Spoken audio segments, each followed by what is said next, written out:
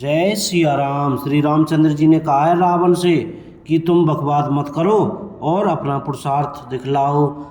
और श्री रामचरितमानस लंका कांड राम जी और रावण जी के बीच में युद्ध चल रहा है।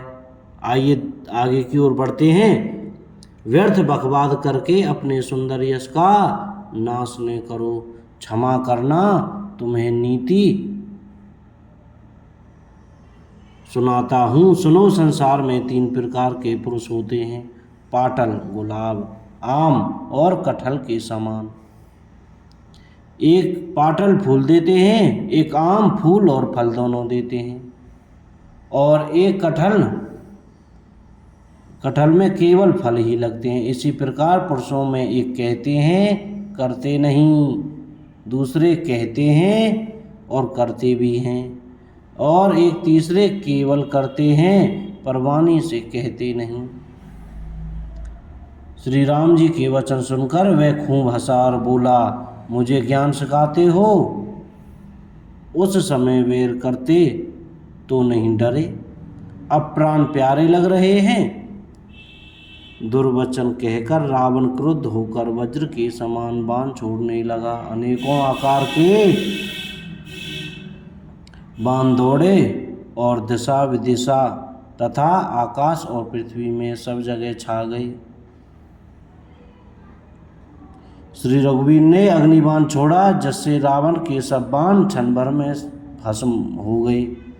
तब उसने खिसियाकर तीक्ष्ण शक्ति छोड़ी, किंतु श्री रामचंद्र जी ने उसको बाण के साथ वापस भेज दिया। वह करोड़ों चक्र और त्रिशूल चलाता है, परंतु फिर उन्हें बिना ही परिश्रम काटकर हटा देते हैं। रावण के बाण किस प्रकार निष्फल होते हैं, जैसे दुष्ट मनुष्य के सब मनोरथ। तब उसने श्री राम जी के सारथी को 100 बाण मारे। वह श्री राम जी की जय पुकार पृथ्वी पर गिर पड़ा। श्री राम जी ने कृपा करके सारथी को उठाया। तब प्रभु अत्यंत क्रोध को प्राप्त हुए। बोलो हरे राम राम राम हरे हरे। युद्ध में शत्रु के विरुद्ध श्री रघुनाथ जी क्रोधित हुए। तब तरकस में बाण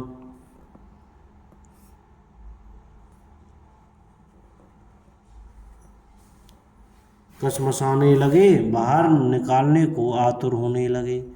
उनके धनुष का अत्यंत प्रचंड शब्द टंकार सुनकर मनुष्य भक्षी सब राक्षस वातग्रस्त हो गए, अत्यंत भयभीत हो गए। मंदोदरी का हृदय कांप उठा, समुद्र, कच्छप, पृथ्वी और पर्वत डर गए। दिशाओं के हाथी पृथ्वी को दांतों से पकड़कर चिंघाड़ने लगे। यह कौतुक देखकर देवता हंसे। धनुष को कान तक तानकर श्री रामचंद्र जी ने भयानक बाण छोड़े। श्री राम जी के बाण समूह ऐसे चले मानो सर्प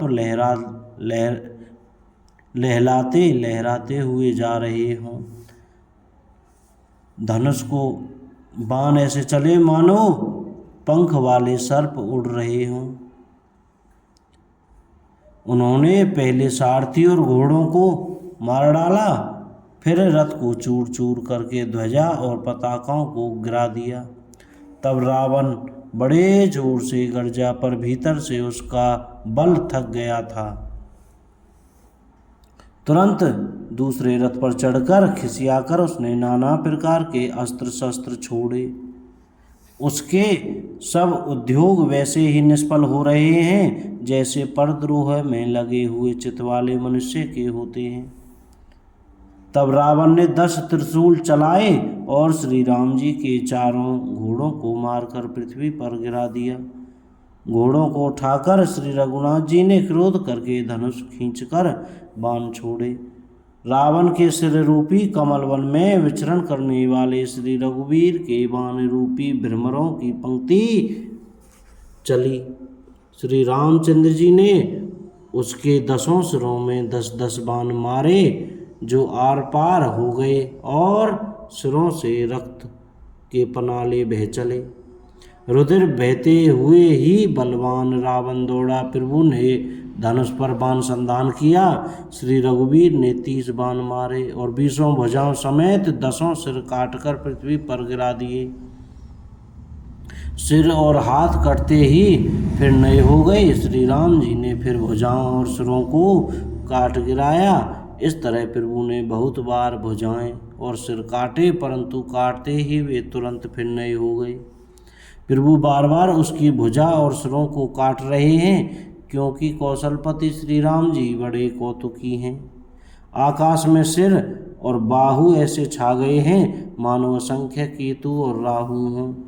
मानो अनेकों राहु और केतु रुधिर बहाते हुए आकाश मार्ग से दौड़ रहे हैं। श्री रघुवीर के प्रचंड बाणों के बार बार लगने से वे पृथ्वी पर गिरने नहीं पाते। एक एक बाण से समूह सिर छिदे हुए आकाश में उड़ते ऐसे शोभा दे रहे हैं मानो सूर्य की किरणें क्रोध करके जहाँ तहाँ राहुओं को प्रो रही हों। जैसे जैसे प्रभु उसके सिरों को काटते हैं, वैसे वैसे ही वे अपार होते जाते हैं। जैसे विषयों का सेवन करने से काम उन्हें भोगने की इच्छा दिन प्रतिदिन नया नया बढ़ता जाता है। सिरों की बाढ़ देखकर रावण को अपना मरण भूल गया और बड़ा गहरा क्रोध हुआ। वह महान अभिमानी मूर्ख गर्जा और 10 धनुषों को तान कर दौड़ा। रणभूमि में रावण ने क्रोध किया और बाण बरसाकर श्री रघुनाथ जी के रथ को ढक दिया। एक दंड घड़ी तक रथ दिखलाई न पड़ा, मानो कोहरे में सूर्य छिप गया हो। जब देवताओं ने हाहाकार किया, तब प्रभु ने क्रोध करके धनुष उठाया और शत्रु के बाणों को हटाकर उन्होंने शत्रु के सिर काटे और उनसे दिशा विदिशा आकाश और पृथ्वी सबको पाट दिया। कटे हुए सिर आकाश मार्ग से दौड़ते हैं और जय जय की ध्वनि करके भय उत्पन्न करते हैं। लक्ष्मण और वानरराज सुग्रीव कहाँ हैं? कौशलपति रघुवीर कहाँ हैं? राम कहाँ हैं? यह कहकर सिरों के समूह दौड़े। उन्हें देखकर वानर भाग चले। तब धनुष संधान करके रघुकुल मणि श्री राम जी ने हंसकर बाणों से उन सिरों को भली भांति बेध डाला। हाथों में मुंडों की मालाएं लेकर बहुत सी कालिकाएं झुंड की झुंड मिलकर इकट्ठी हुईं और वे रुधिर की नदी में स्नान करके चली, मानो संग्राम रूपी वट वृक्ष की पूजा करने जा रही हों।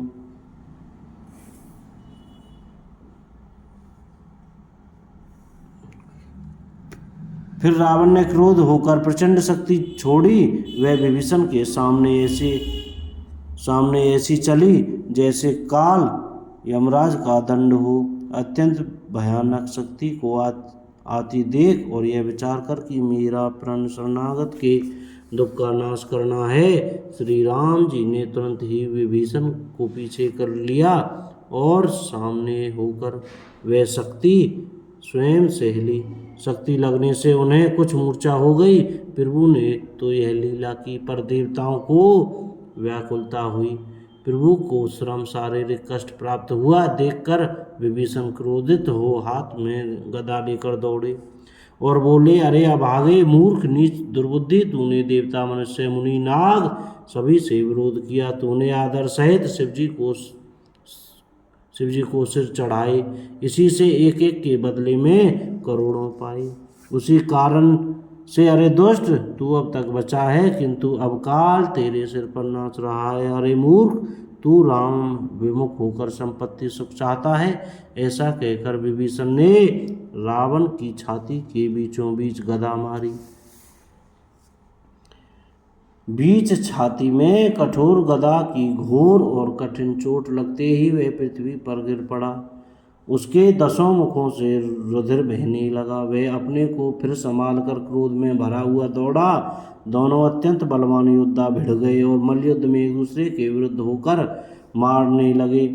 श्री रघुवीर के बल से गर्वित विभीषण उसकी रावण जैसी दिग्विजय योद्धा को पासंग के बराबर भी नहीं समझते। शिव जी कहते हैं, हे उमा, विभीषण क्या कभी रावण के सामने आंख उठाकर भी देख सकता था, परंतु अब वही काल के समान उससे भिड़ रहा है। यह श्री रघुवीर का ही प्रभाव है। बोलो जय सिया राम। श्री राम जय राम जय जय राम। विभीषण को बहुत ही थका हुआ देखकर हनुमान जी पर्वत धारण किए हुए दौड़े। उन्होंने उस पर्वत से रावण के रथ, घोड़े और सारथी का संहार कर डाला और उसके सीने पर लात मारी। रावण खड़ा रहा, पर उसका शरीर अत्यंत कांपने लगा। विभीषण वहां गए जहां सेवकों के रक्षक श्री राम जी थे। फिर रावण ने ललकार कर हनुमान जी को मारा। वे पूंछ फैलाकर आकाश में चले गए। रावण ने पूंछ पकड़ ली। हनुमान जी उसको साथ लिए हुए ऊपर दौड़े। फिर लौटकर महाबलवान हनुमान जी उससे भिड़ गए। दोनों समान योद्धा आकाश में लड़ते हुए एक दूसरे को क्रोध करके मारने लगे। दोनों बहुत से छलबल करते हुए आकाश में ऐसे शोभित हो रहे हैं मानो कज्जलगिरी और सुमेरु पर्वत लड़ रहे हों। जब बुद्धि और बल से राक्षस गिरा तब मारुति श्री हनुमान जी ने प्रभु को सिमरन किया। श्री रघुवीर का सिमरन करके धीर हनुमान जी ने ललकार कर रावण को मारा। वे दोनों पृथ्वी पर गिरते और फिर उठकर लड़ते हैं। देवताओं ने दोनों की जय जय पुकारी। हनुमान जी पर संकट देखकर वानर भालू क्रोधातुर होकर दौड़े, किंतु रणमद